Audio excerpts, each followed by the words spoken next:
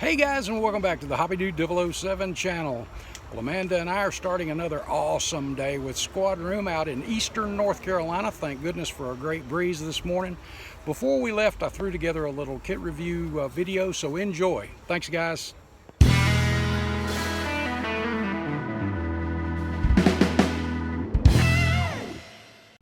Okay guys, not long ago, a few videos back when I restored my 70 Plymouth wheel standing car, I told you I found it in a tub when I was going through my storage area on top of a bunch of boxes that had built models in them of kit reviews that I had done for Scale Auto. So I pulled some Scale Autos from 10 and 12 years back, and I want to talk to you about kit reviews.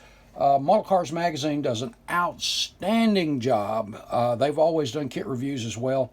But I want to cover when I was doing some stuff for Scale Auto. Some of the builds that I did, they would send you the car and you would build it, send your pictures back in and all that kind of stuff. It was kind of fun stuff.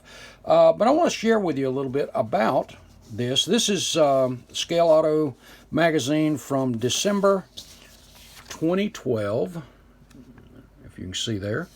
And this one, great kit reviews, build-ups. This Toyota from Bob Downey, outstanding. And let me tell you, I love this kind of kit review because you get to see what's in the kit, you get to hear about the kit, you get to hear when somebody builds it. You learn where the fit issues are, if there are any.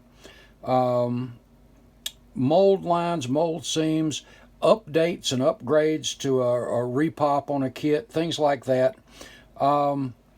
Really good stuff. And before I spend money on a model, especially nowadays, I certainly would like to know a little bit about that model. If I'm going to run into issues, are they going to be big? Are they going to be small?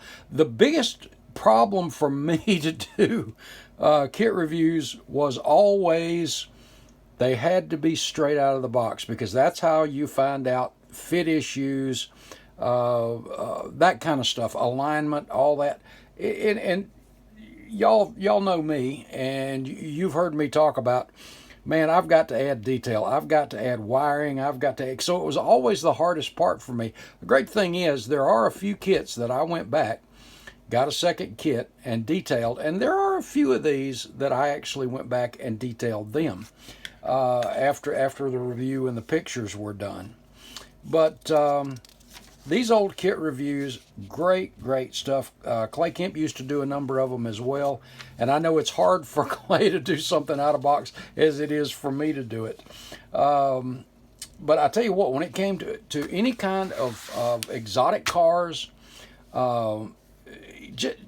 really foreign cars and that kind of stuff, Bob Downey is the man. Not only is his research done well, but he really steps up the game on taking what is considered sometimes a curbside, the Tamiya and things like that, and just can unbelievably detail these things. So I want to share with you a few of them. This is one I did on the 2012 Chevy Corvette convertible, and this was one of the showroom classic replicas, or showroom replicas. And with this one, there's no engine detail. Let me get it up here, and I'm going to move the camera so you can see it. I was going to turn all that off and turn the turntable on here for a minute. But this one was just as its name, showroom replicas, and it is designed just to be a shelf model, curbside type thing. And this was a fun build. The interior is very well detailed. I think there was about 6 decals for the interior, the dash, or something like that. The seats are actually vinyl. I wish the light reflected a little bit better off of the car. I'll tell you about the paint in a minute. The only thing in this particular kit that was chrome was the rims. The exhaust tips were molded in white, so you had to go back, and I did these in all clad. Now you see the bottom, the belly pan, I just did a dry brushing on it just to give it a little bit of wear look. Of course, there's no engine. It's a curbside. Um, and the nicely detailed brakes in there. A little too glossy to see up in there. But those were molded in white, had to be painted. Same thing with the headlights, all of that stuff. So there was a lot of work that had to be done to prep everything. Because it was, like I said, everything was molded other than the clear parts and the four wheels. Everything was white. Yeah, well, the seats were molded in the black vinyl. Let me see if I can get an interior shot here for real quick. You see all of that up in there. Let's see if I can get those gauges. So. Now the body was right. This is right when All Clad's candy colors came out. So I shot the body in their bright silver, candy silver or base coat silver, and then shot. This is cobalt blue, candy cobalt, and as you can see, it's really a pretty color.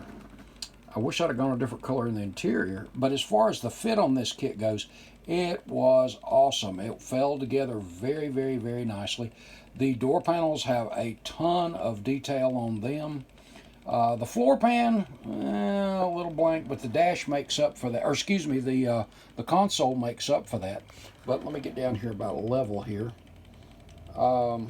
Great body decals for the turn signal markers. There's enough decals in this thing to do 2 complete cars. And the tail lights, now I will say this on the tail lights, they were clear plastic. So I just used some All Clad, well, let me get over here and where you can see them a little better. I used All Clad transparent red and shot them because they did come in clear. And the third tail light there, the Cyclops light, I just put a little bit of chrome silver paint down in there and then dropped a little bit of that All Clad transparent red down in there too. But overall,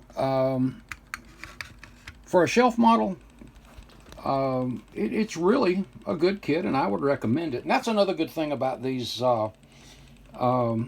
kit reviews is they always wanted you to give the pros and the cons. So if you had something that wasn't that great, you know, what did you like best about it? What did you not like?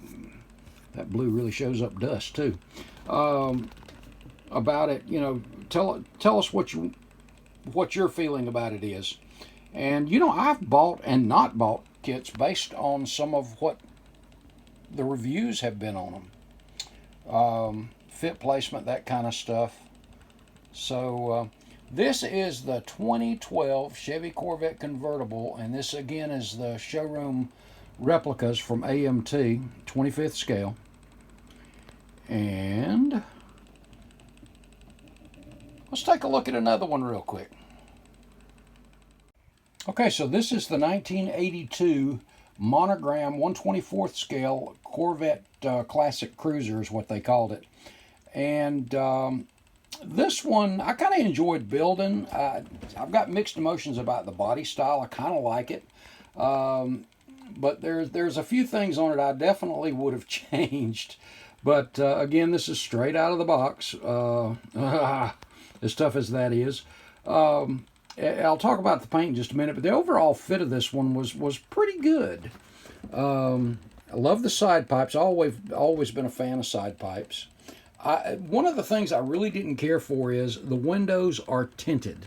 I get down here, see where you can see through them. Well, part of the problem is you can't see through them. But they're a decently dark tint. So the light's on them pretty strongly right here, so you can see in there. But as you can see on that back window, it's pretty tough to see in there. I guess for a cruiser, that might be okay. But this was a fun build. I used all the kit decals here. It came with some flames I started to put on it, but it kind of went off on it. The side pipes were molded in black, so I went back and shot them in gloss black and hit them with all clad chrome on right when it comes out here and back here. In the center, I shot in all clad aluminum where kind of the muffler part is there. The rocker panel down there is just a chunk of bare metal foil. Let me get around here. The tires are, or excuse me, the wheels are all clad polished aluminum. I just left the wheels. I started to do the white letter tires, but for some reason I just love a black wall on these things. And as far as the review goes, I gave it some pretty good stuff. There were some things that I really kind of didn't like about it as far as the cons go. The underside, and you see I did not dry brush any stuff on it, but you see back here, there's no bulkheads. There's a lot of open space back there, as well as up at the radiator. There's just a lot of open space. That's something that, you know, we're modelers. We can fix that. And let me take the hood off. 5.7 liter. I wasn't a fan of that particular motor either, but and you can see how the tilt back on the radiator is, and like I said, all of that space back up in there that needs to be redone. The interior is covered up, but I'll be honest with you, it was really, let me see if I can get over here where you can see the dash. It really wasn't that it wasn't that bad. You can see some of the, well, that is if I can get the light in there just right. Pretty good engraving, pretty good decals on that. The paint is Testors Lacquers. I can't remember what the name of this one was, but it was a metallic blue. And if I had a bass boat, maybe I would like that. But you can see the metallic is enormous in that. I mean, it laid down beautifully smooth. It's a very slick paint job. It's just a little more metallic. I love the shade of blue. It's kind of like that Bahama blue, and it just has so much metallic in it. But really, overall, it's a pretty sharp car. Great decals. Great stance. Everything went together on this kit really, really well. Let's take that in a second. And overall, it makes a really good shelf model. It really does. Okay, let's move over to another one. Next up is another AMT showroom replicas. Now this is one of my favorite of that series of the showroom replicas. This is a 2008 Dodge Challenger SRT8. And this thing, I tell you, for the showroom's classic,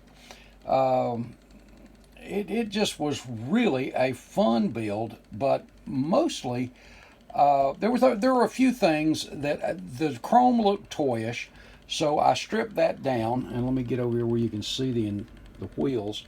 I went back and shot them with all clad polished aluminum. Now, the disc brakes in there did not come with this kit. So after I did the review, I went back and added those. I was trying to remember who I got those from, but those Hoppin' Hydros makes those disc brakes. So I got a set of those, shot those in the polished aluminum too, did the red brake rotors. Let me tell you, this thing, I mean, check out on the hood. You see the vents? You can see down in them. You've got a back place back in there. The interior, the seats on this one were vinyl just like they were in the Corvette. But this interior was awesome. This thing had great decals, very well engraved door panels, everything about it. Again, it is a showroom stock thing, so there's no detail on the bottom. You can see where the 4 screws hold the chassis on. I did lower, if you can see right here where the wheels are, the stance was a little high, so I went in there, and where the hole is for the metal axles, I moved that up so that they would drop down a little bit, and put a little epoxy because I didn't want them rolling anyway. The carbon fiber hood decal really makes it. There was a couple of decals that came with it for that. This is automotive, some automotive black that I had. I think it was Martin Senior. I'm really not sure. I don't remember, but it turned out really, really well as far as the paint goes. And like I said, that interior, the decals for the dash, the seats, the hood, everything really turned out well. This is a really good shelf model. I'm going to try to get here where you can see the headlights. I did the yellow up in those, dry brushed across the grills. Did the lower air dam in a semi-gloss Tamiya. And let's get up close on some stuff. If you wanted to dress this up as a curbside, this would be an awesome car to do it. I did the tail light back there, and I think the decal says Hemi. Yeah, Hemi. I did not use the stock license plate. After I did the review, I went back and put an SCMA South Carolina tag on it, South Carolina Motors Association, a South Carolina tag. So, sorry about that. But anyway, and I did the side view mirrors in semi-gloss black. Now, the gas cap did not come chrome, so I did that in all clad. Today I'd have probably used the Molotov on that. And the mirror decals for the side view mirrors, those were really nice. But this for a shelf model is one of my absolute favorites. There's great potential here to do some really cool stuff for a curbside.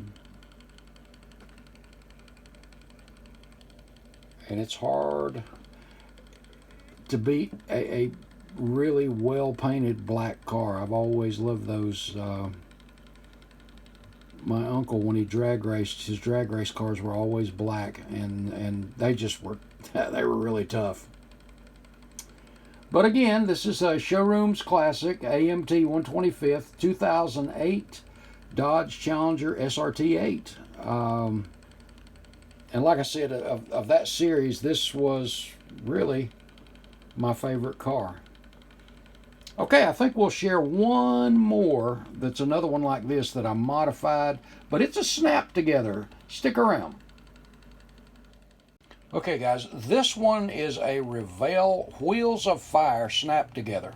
Now, it did not look like this. This is one of those things where there was two people doing the same kit review, and I don't remember who ended up doing it, but I let them do the kit review. But since I already had the kit, I just went ahead and decided to do my own thing, and I wanted to make a rat bug.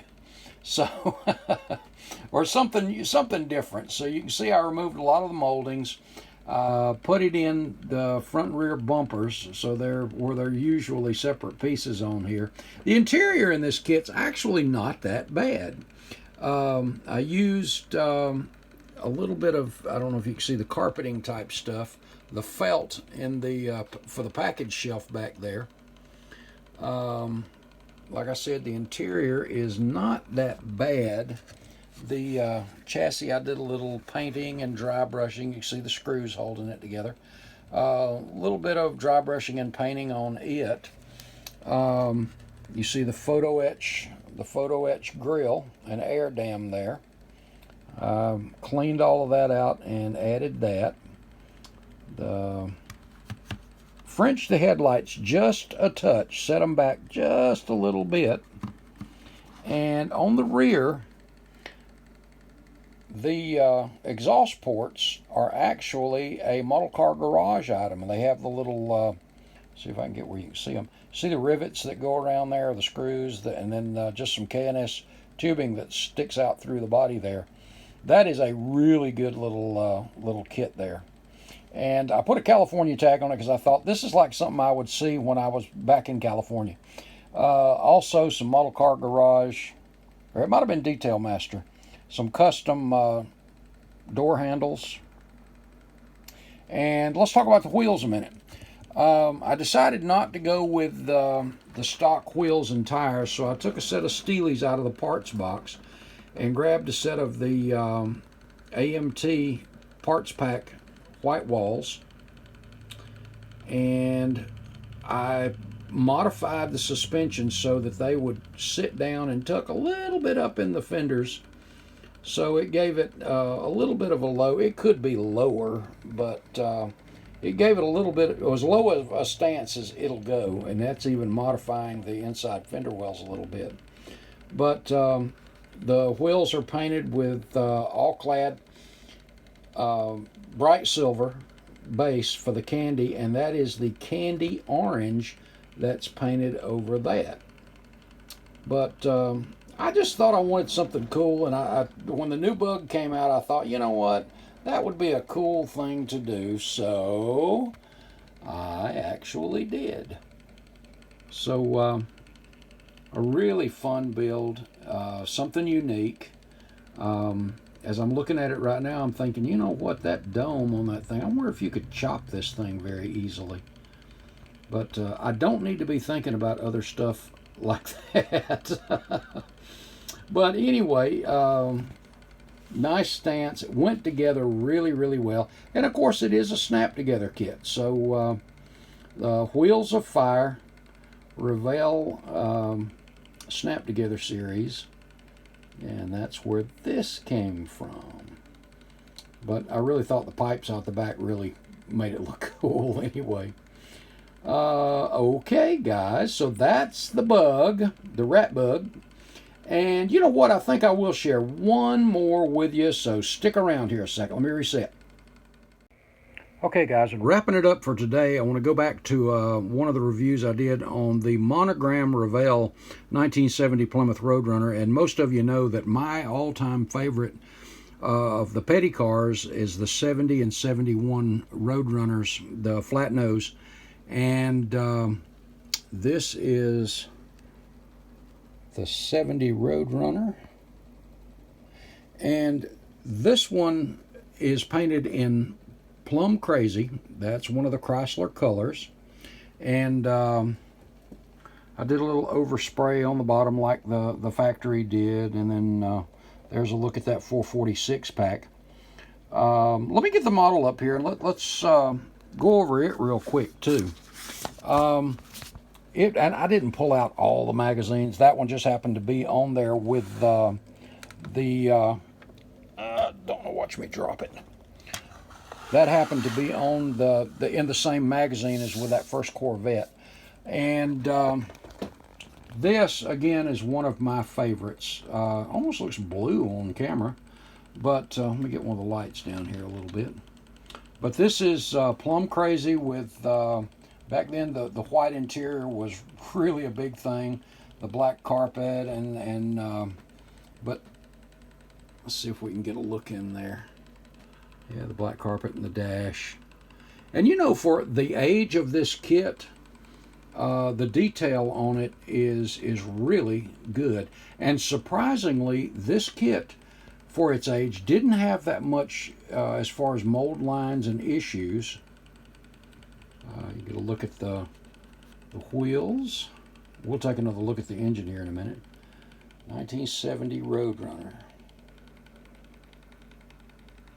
And that hood decal, by the way, a little bit of, I don't remember if it was Microsol or Microset, and it went down beautifully.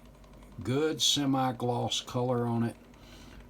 Dropped right into the vents, as you can see there at the cowl. Really nice. Really nice. The Roadrunner grill. We'll go all the way around here. The taillight section on these things, I was always a big fan of the Roadrunner tail lights too.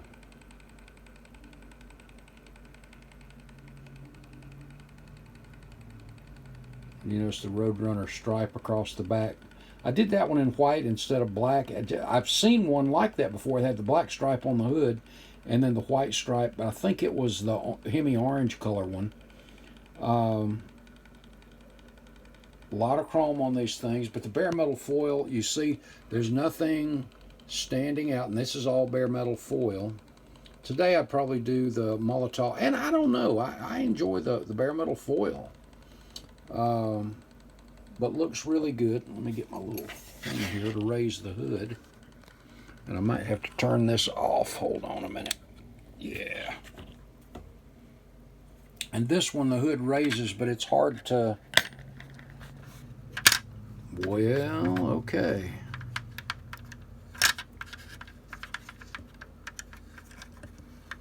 There we go. Your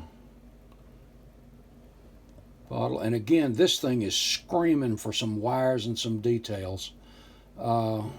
This is one of those that's tough not to detail the engine. I'm a Hemi guy, but that 440 is pretty bad. But decent detail for the age of the kit. This is really not a bad kit. The chrome on it was not bad. I did not re-chrome a lot of it like I usually do. Sorry about that.